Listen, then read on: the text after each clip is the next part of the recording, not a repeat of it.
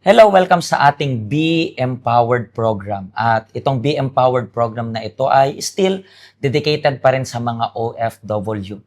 Alam niyo po na bilang isang OFW, isa sa pinaka-inspirasyon natin, I believe, walang iba kundi yung pamilya, but most especially anak. Karamihan sa inyo, nandito kayo sa abroad kasi really ginagawa ninyo yung lahat ng makakaya ninyo para sa future ng anak ninyo. Pero paano? Paano kung yung pinag-iipunan ninyo na pangmatrikula ng inyong anak mauwi sa wala? Diba? Yan ay isa sa pinaka masakit na pwedeng maramdaman ng isang OFW. At ngayon, meron tayong special guest. Ano po yung pangalan ninyo? Nancy Astoria po. Nancy. Taga-saan po kayo sa Philippines? La Union po. Sa La Union. And ilang years na po kayo nagwo-work sa abroad? 8 years and 6 months po. Pero dito lang yun sa Hong Kong? Hindi or po. Saan? Sa Abu Dhabi po. Abu Dhabi. UAE. Pero ano yung pinaka-reason paano ka na? Kasi syempre, hindi naman basta-basta mag-abroad, di ba? Paano ka umabot sa punto na, okay, mag-a-abroad ako? Dahil sa sa edukasyon kasi ng mga anak ko, yung sahod ko po dun sa sa probinsya is not enough sa mga anak ko kasi palaki na po na silang palaki. Ilan po ba yung anak ninyo? 3. So 3, and then imagine, lahat sila minsan mag-aaral na ng Opo. college. Hindi madali. Yes, yes. Kasi usually, mga magkano na ba yung mga tuition usually sa Philippines? Yung sa nurse po kasi umaabot po ng 40K. Isang SEM lang yan. Isang SEM. SEM lang yan. Then imagine mo, 3 pa yung anak mo. So, naisip mo, hindi enough yung kinikita mo sa Philippines para sa pangmatrikula tuition ng anak mo. Opo. So, you decided to work sa ibang bansa. Yes po. And then yung una mong bansa na pinagtrabahuhan is Abu Dhabi. Yes po. Kamusta yung experience mo sa Abu Dhabi? Na-experience ko po doon, bali bininta ako ng agency kasi ano ba yung tawag doon, yung parang kasi ako doon, nakaban po kasi yung UAA, kaya parang po ako doon, TNT po doon. Kaya naranasan ko po doon na bininta ako ng agency, and then sa pangalawa kong amo, bininta rin ako sa amo din na isa. So parang, Bali nakatatlo po akong amo. kung tutuusin, parang hindi lang basta katulong, talagang slave, parang gano'n. Yes po. Na babasa natin dati sa lumang mga panahon, di ba? Parang bentahan ng alipi. Yes po. This time, yun yung naranasan mo doon. Yes po. Pero sa unang amo, so far, kamusta naman sana? Okay naman po siya kasi isang buwan lang po ako doon. Tapos sa pangalawang amo ko, naka 11 months po ako doon. Which is 11 months na wala akong cellphone. Bali, Bawal? opo, bali walang cellphone talaga, as in pag nagpapadala po, yung amo ko ang nagpapadala po. Tapos mayroon pa siyang ginawa na hindi niya binigay yung sahod ko. Kaya so noon naisipan ko pang tumalon na kasi sa 3rd floor po ako doon.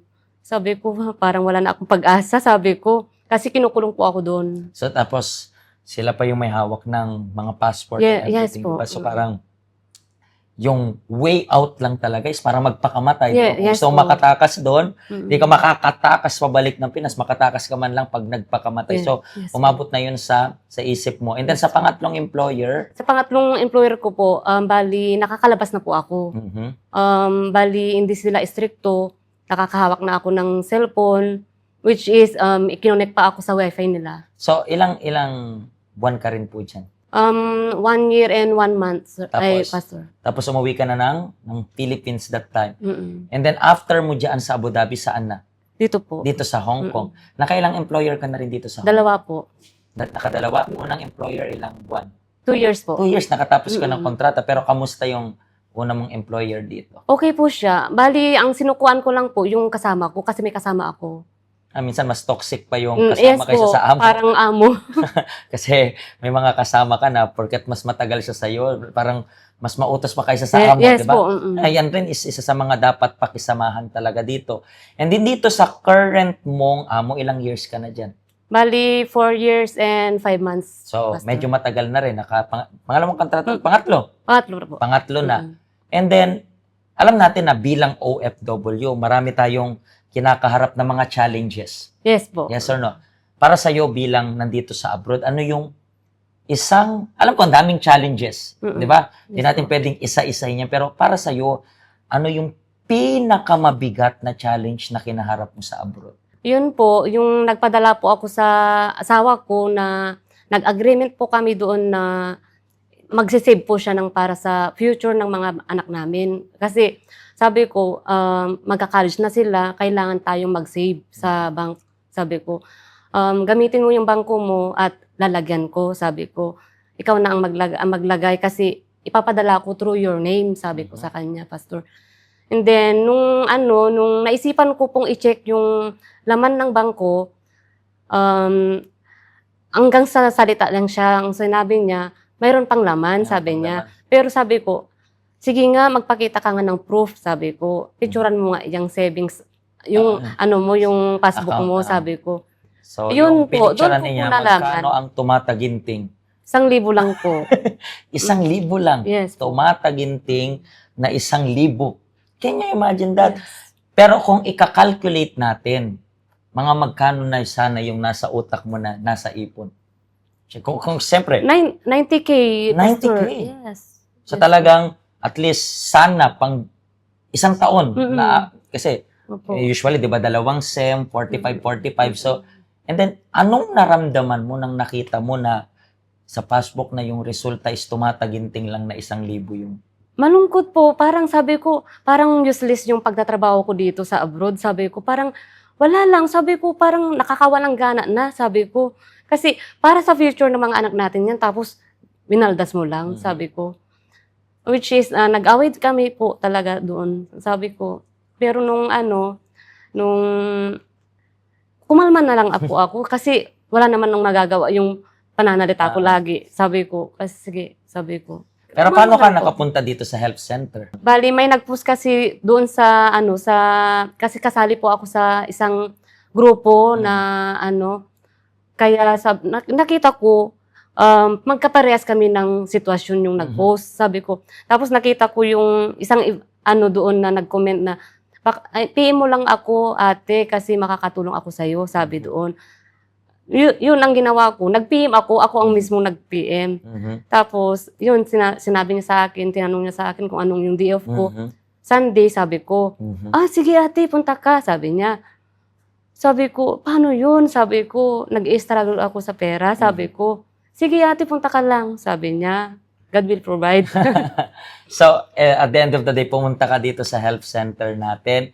And so far, sa pagpunta mo dito sa health center, para sa'yo kaya, gaano ka-importante yung health center na to, especially para sa mga OFW? Napaka-importante itong UCKG Health Center kasi dito po, na-realize ko yung mga mga pagtuturo nila ay practical.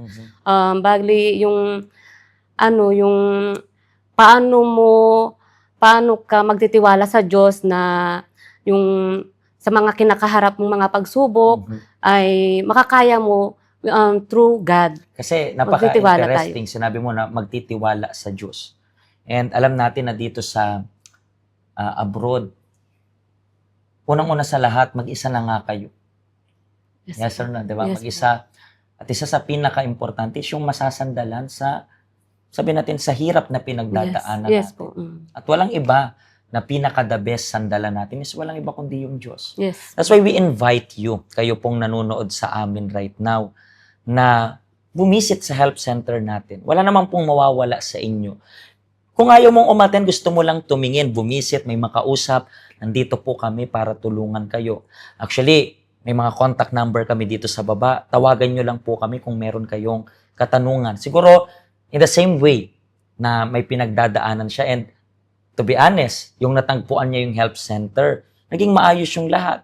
Ngayon, kamusta na po yung buhay ninyo? Kamusta yung relationship mo ng asawa? Okay naman po, masaya. May peace na po. May peace na, naging maayos. Yes po. At walang iba yan dahil sa pagtitiwala sa Yes Panginoon. So, tama na magtiwala ka sa sarili mong braso.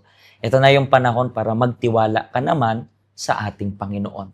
Yung UCKG Help Center, walang religion. Welcome ka, anuman yung katayuan mo. See you once again sa ating next episode.